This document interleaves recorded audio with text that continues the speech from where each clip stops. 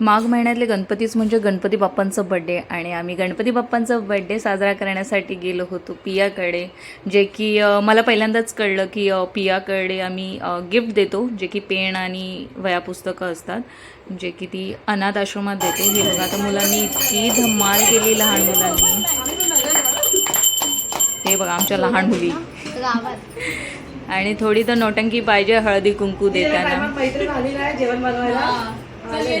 पियाने एकदम सगळ्यांचे आशीर्वाद घेतले आणि असं बघायला गेलं तर आम्ही चौघीजण एकत्र असतो तर खूप मजा मस्ती करतो. आणि त्याच्यानंतर पारंपरिक डान्सही केला.